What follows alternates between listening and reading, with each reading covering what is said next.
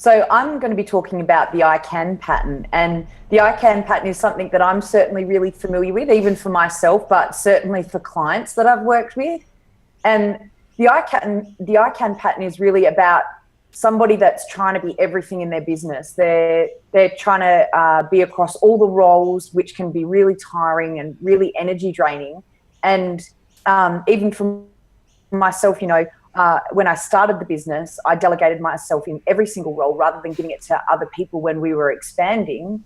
And I've worked with a client in the building industry that's done something exactly the same. He was a really, really talented guy. He was really strong and he had a really strong work ethic, came into the building industry and really didn't work out what he was strong at in the business and where his strengths and his weaknesses lie.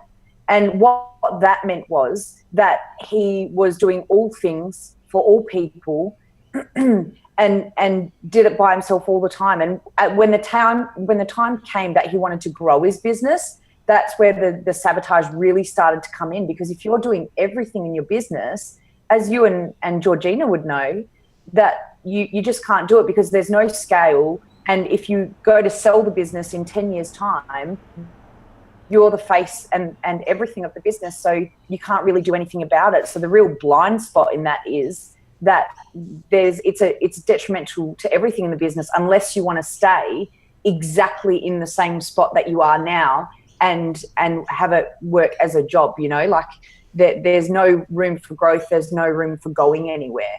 Have either of you guys experienced, I'm sure you have, a client with the same kind of I can pattern? Definitely. Georgina, go first. Definitely. And one of the things that's always interesting about people with the I can pattern is they're really independent people. They really don't like working for anyone else, and that's why they've set up their own business. However, it's kind of like another form of control. They want to be able to make sure that they can do all of these things because they feel like it is their business and that they should be able to do all these things. But in reality, what ends up happening is they end up with multiple really low-paying jobs within a business, and they don't get the freedom that they went into business in the first place for. Yeah. And just to add on to that, Georgina, is particularly with this client and a couple of other that I've worked with this pattern, is alongside that control is really a lack of trust in other people to do as good a job as that person, because they are so independent and they are so strong and they've gone into business because of those attributes. There really is a lack of trust for anybody else to come in and be able to do as good a job as them. Yeah, the problem though is that you can tell them, that you don't trust people, and it can be unconscious, so they don't know it. They might say no, and there are another couple of reasons for this pattern. So I agree. Oftentimes it is about control, regardless, but oftentimes on the unconscious level there are patterns of mistrust.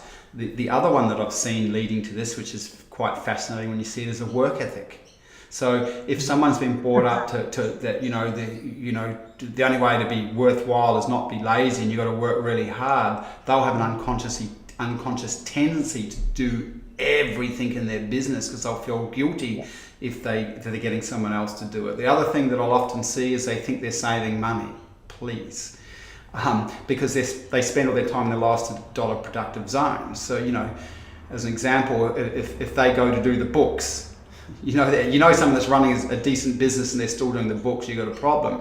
They think they're saving themselves $35 an hour. Well, each hour that they've spent, doing the books, they could be concentrating on marketing, which would be making them thousands of dollars an hour in return. So it's a bit, plenty of blind spot thinking in this example.